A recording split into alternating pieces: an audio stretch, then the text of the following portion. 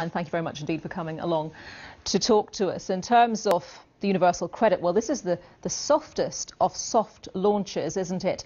One job centre, around a couple of hundred people in the Greater Manchester area. Is this a tough enough test of this system to begin with? Well, I think the Department of Work and Pensions are being very canny here in taking this thing slowly. They don't want to get into a big bang implementation, which has caused so many IT disasters in the past. For example, in America at the moment, there's a big political storm.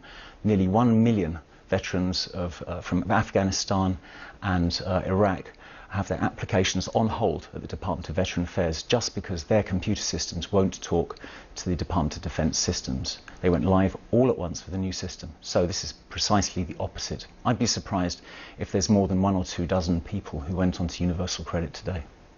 OK, so do you think then that this is the right approach to do it in such an incremental fashion?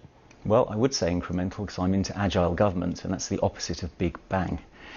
The question here is, can it be ramped up fast enough? We've just got 4 postcodes around the Ladysmith Centre, just east of Manchester, going live today, and it's only less than 1% of claimants in those 4 postcodes will be on universal credit in the next year. And even as this rolls out nationally, we're still only talking about single people who are out of work, not the people who have got complicated households and are on part-time work who need the encouragement to work more hours.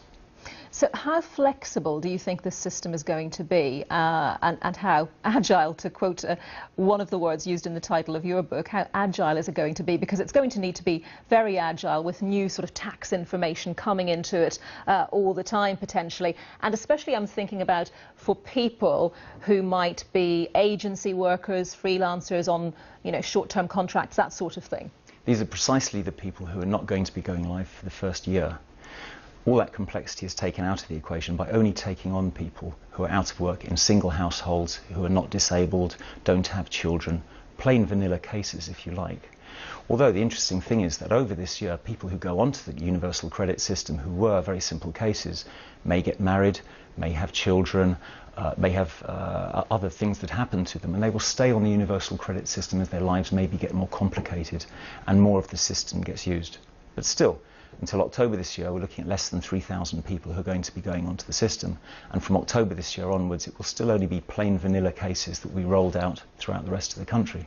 OK, so before we to kind of build on that analogy, by the time we move on from those plain vanilla cases to more complicated confectionery, realistically, when is the government going to be able to do that? And Frank Field, we heard from a little earlier, he was quite pessimistic, hoping it would work, but a little bit pessimistic about it.